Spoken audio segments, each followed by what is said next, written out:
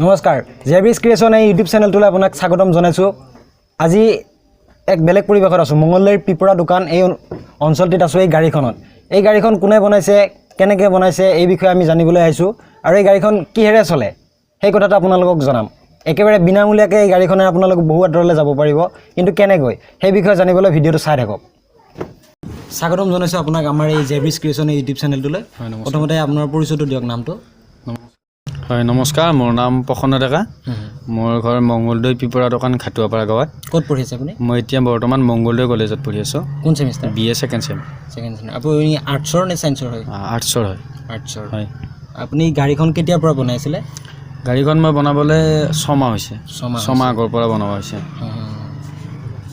ঠিক আছে। আপোনাৰ ঘৰত কোন কোন আছে? ঘৰত মা, দেউতা, ভণ্টি আৰু মই আছোঁ। এই যে আপুনি এই গাড়ীখন বনোৱাৰ কথাটো মনলৈ কেনেকৈ আহিল বাৰু?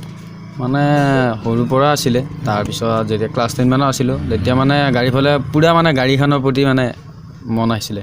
গাড়ী এখন বনাম, মই নিজে চলাব, যিহেতু আমাৰ ধৰ গাড়ী ইমান উন্নত নহয় ঘৰখন, সেইটো মই গাড়ী এখন ধৰ নিজে বনাই চলাব পাৰিলে ভাল লাগিব এনেকুৱা লাগিছিলে। তো সেইকাৰণে যেতিয়া হাই ছেকেণ্ডেৰী পাছ কৰিলোঁ, কলেজত গ'লোঁ, তেতিয়াৰ পৰা মানে পূৰা আৰম্ভ কৰিছোঁ আৰু। আপুনি একদম নিজে গাড়ী বনাই নিজে চলাম বুলি ভাবিছে? হয়, নিজে বনাই। কিনি অনাৰ কথা ভাবা নাই মানে? হয়, নাই ভাবা। কিমান টকা খৰচ হৈছে এই গাড়ীখনত? এই গাড়ীখনত মোৰ বৰ্তমান 85,000 টকা খৰচ হৈছে পূৰা। কিন্তু গাড়ীখনৰ এটা ডাঙৰ ৰহস্য আছে বোলে, গাড়ীখনত মানে কোনো ধৰণৰ পইচাৰ খৰচ কৰিব নালাগে, গাড়ীখন বিনামূলীয়াকৈ চলাব পাৰি। তাৰ এটা ৰহস্য আছে, সেই ৰহস্যটো কি বাৰু? মানে এই গাড়ীখন এতিয়া বৰ্তমানলৈকে পানীৰে চলা বনাইছোঁ, পানীৰ সহায়ত। কেৱল পানী? হয়, বেলেগ পানীৰ সহায়েৰে আপোনাৰ গাড়ীখন ষ্টাৰ্ট পানী ভৰালে গাড়ীখন চলি যায়? হয়, য'ত মানে তাত অলপমান কম খৰচৰ, মানে অতি কম খৰচৰ আপোনাৰ মানে ব্যৱহাৰ কৰিব লাগে, য'ত মানে ধৰ আপোনাৰ কম খৰচ হ'লে মানে আপুনি গাড়ীখন চলাব পাৰে। য'ত মানে আপোনাৰ এতিয়া বৰ্তমান পেট্ৰলৰ বা ডিজেলৰ আপোনাৰ 70 টকা 80 টকালৈকে হৈ গৈছে। চ' আপুনি তাৰ ঠাইত যদি আপুনি ধৰ 10 টকাত চলাব পাৰে তেতিয়া আৰু মানে ভাল হ'ব আৰু। সেইটো কাৰণে মই বনালোঁ এতিয়ালৈকে, সফল হৈছোঁ। কি পানী ব্যৱহাৰ কৰিছে আপুনি? এইটো আপুনি ব্যৱহাৰ কৰিলে আপুনি পূৰা মানে যিটো উতলা পানী হয়, য'ত মানে কোনো এক্সট্ৰা কেমিকেল নাথাকে, আইৰণ নাথাকে, এনেকুৱা ক্লিন ৱাটাৰ হ'ব লাগে। তাক বাহিৰে আপুনি ধৰ এনে গৰম কৰি থকাতকৈ, আপোনাৰ গেছৰ খৰচ কৰাতকৈ তাতকৈ 10 টকা দি আপুনি ডিষ্টিল ৱাটাৰ ব্যৱহাৰ কৰিব পাৰে। 1 লিটাৰ থাকে তাতে। হয়, 10 টকা। আপুনি ধৰ হ'লচেল আনিলে 5 টকা এনেকুৱাকৈ পাই যাব। কিন্তু তেলত আমাৰ ইমান দাম, তাতকৈ যদি পানীৰে চলাব পাৰে এইটো বহুত ভাল কথা হ'ব। হয়। আপুনি আৰম্ভণিতে কি গাড়ীখন পানীৰে চলাব পৰা গাড়ী এখন বনোৱাৰ কথা ভাবিছিল নে তেলেৰে? প্ৰথমতে মই ভাবিছিলোঁ মই গাড়ীখন বনাম বুলি। পানীৰ কথাটো তেতিয়া অহা নাছিলে? তেতিয়ালৈকে মোৰ পানীৰ কথাটো অহা নাছিলে। তাৰপিছত যেতিয়া মানে বনালোঁ, তাৰপিছত মই ভাবিলোঁ গাড়ীখন বনালোঁ, তো নেক্সট টাইমত যদি মোৰ আকৌ গাড়ীখনত পইচাৰ আকৌ তেল ভৰাম ক'ৰ পৰা? পইচা তেতিয়াতো 80 টকা হৈছিলে তেলৰ দাম, 80 টকাৰ ওপৰত হৈছিলে। তেতিয়া মই ভাবিলোঁ যাতে মই কিবা কৰি আৰু কম খৰচতে হোৱাটো ভাবিলোঁ। চ' কম খৰচত হ'ল, এতিয়া মোৰ পানীৰে হয়, ভাল হৈছে। আপুনি যে এই বস্তুবিলাক যোগাৰ কৰিছে, গাড়ীখনত বিভিন্ন সামগ্ৰী লাগিছে, ক'ৰ পৰা আনিছে এইবিলাক? এইটো আপোনাৰ ডাইৰেক্টলি আপোনাৰ গাড়ীৰ পাৰ্টছ বেছিকৈ নাই। আপোনাৰ যিটো পুৰণা বাইক আছে, পুৰণা বাইকৰ ব্যৱহাৰ কৰিছোঁ। তাক বাহিৰে আপোনাৰ যিটো মানে চকা বা এনেকুৱা কিছুমান বস্তু আছে সামগ্ৰী, ডেম্পৰ পৰা আনিছোঁ পূৰা। কিমান মান পইচা খৰচ হৈছে টোটেল? এতিয়ালৈকে মোৰ 85,000 টকা খৰচ হৈছে পূৰা। আপোনাক কোনোবা এই যে গাড়ীখন বনালে আৰ্থিকভাৱে যিবিলাক পইচা লাগিছে, কোনোবা সহায় কৰিছে নেকি? বৰ্তমান মানে আৰম্ভণিতে যেতিয়া বনাইছিলোঁ তেতিয়া মই ডাইৰেক্টলি পোৱা নাছিলোঁ, মানে গমো পোৱা নাছিলে যে মই গাড়ী বনাম বা এনেকুৱা, কোনেও বিশ্বাস কৰা নাছিলে। গাড়ীটো ঘৰত বনোৱা নহয়, চ' প্ৰথমতে মোক কোনোৱে সহায় কৰা নাছিলে। লাষ্টত ক'ত বনাইছে গাড়ীখন? হয়, ঘৰতে বনোৱা হৈছে। ঘৰত বনোৱা নাই বুলি ক'লে যে গাড়ীটো যে এইবিলাক চালাই মাৰিছে কিবা কিবি নিজে কৰিছে? ঘৰত হয়, চব আৰম্ভণিৰ দিনাৰ পৰা ঘৰত।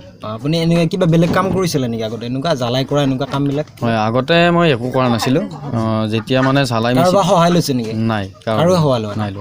আপোনাৰ মা দেউতাই সহায় কৰিছে নিশ্চয় কামত? মা দেউতাই সহায় কৰিছে। দেউতাই মানে মোৰ লগত থাকি দিয়ে বা কিবা এটা বস্তু ধৰি দিব লাগে চালাই মাৰি থাকোঁতে, এনেকুৱাকৈ সহায় কৰি দিছিলে। আপোনাৰ এই খবৰটো এতিয়া আমি যিমান দূৰ গম পাইছোঁ, গম পোৱা নাই বহুতে এতিয়া। হয়, অসমৰ বিভিন্ন মানুহে এতিয়াও গম পোৱা নাই। আমি সেইকাৰণে আহিছোঁ যাতে খবৰটো সকলোৱে গম পায়, যে ৰাষ্ট্ৰীয় পৰ্যায়ত আন্তঃৰাষ্ট্ৰীয় পৰ্যায়ত গম পায়। আৰু এইটো ডাঙৰ এটা সৃষ্টি, উদ্ভাৱন। হয়, এই কোনোবাই ফোন মানে আৱিষ্কাৰ কৰিছিলে, তাৰ কাৰণে আমি কথা পাতি থাকিব পাৰিছোঁ আজি বহুত আঁতৰৰ মানুহৰ লগত। তেনেকুৱা যদি আমি তেল ব্যৱহাৰ নকৰাকৈ পানীৰে যদি এখন গাড়ী চলাব পাৰোঁ, এইটো এটা অভিনৱৰ সৃষ্টি আপোনাৰ। গতিকে এই সৃষ্টিটো থাকক, এই সৃষ্টিটো আৰু আগবাঢ়ি যাওক, আমি এইটো কামনা কৰিছোঁ। আপুনি এতিয়া ভৱিষ্যত পৰিকল্পনা কি আপোনাৰ? ভৱিষ্যতে মানে এতিয়া ধৰ এতিয়া জাষ্ট মই এইটো মোৰ প্ৰথম হয়, জাষ্ট মানে গাড়ীখন মই বহুত চলাব পৰা হোৱা নাই, মানে ইয়াৰ পৰা ধৰ বহুত লং জাৰ্ণি, ধৰ অকণমান ষ্টাৰ্ট কৰিব পাৰি বা অলপমান আগুৱাই ফুৰিব পাৰি অলপমান। চ' মই ভৱিষ্যতলৈ ভাবিছোঁ ইয়াতকৈ অলপ তাৰমানে য'তে ত'তে লৈ ফুৰাব পৰা, আকৌ প্ৰব্লেম নাহে, মানে যিটো মানে পানীৰ প্ৰক্ৰিয়াটো তাত অলপমান ডেঞ্জাৰো আছে। চ' এতিয়া তাৰ কাৰণে অলপ মানে কোনো ধৰণৰ প্ৰব্লেম নোহোৱাকৈ মানে ব্যৱস্থা কৰিবৰ কাৰণে উন্নত কৰিম বুলি ভাবিছোঁ আৰু এনেকুৱা। আপোনাৰ বহুত পইচাৰ হয়, পইচাৰ অসুবিধা আৰু মানে ফাইনেন্সিয়েল প্ৰব্লেম বেছি হয়, সেইটো কাৰণে।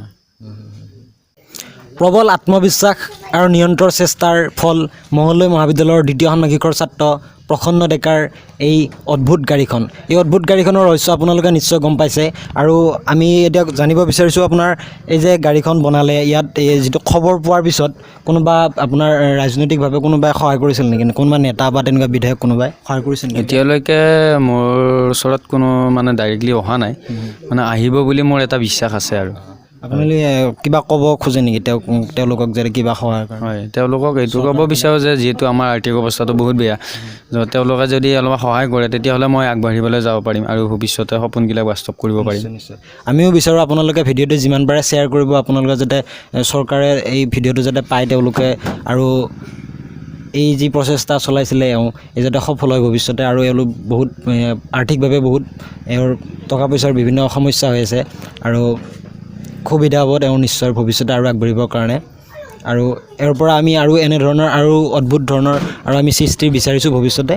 আৰু পানীৰে চলাব পৰা গাড়ীখনৰ আৱিষ্কাৰক কোন আছিলে, এই কথাটো যাতে আমি বিশ্বৰ ইতিহাসত যাতে সদায় এইটো আমি সদায় প্ৰসন্ন ডেকাৰ নামটো আমি যাতে সদায় পাওঁ, সেইটোৱে বিচাৰোঁ। আৰু প্ৰসন্ন ডেকাৰ উজ্জ্বল ভৱিষ্যত কামনা কৰিছোঁ। ধন্যবাদ।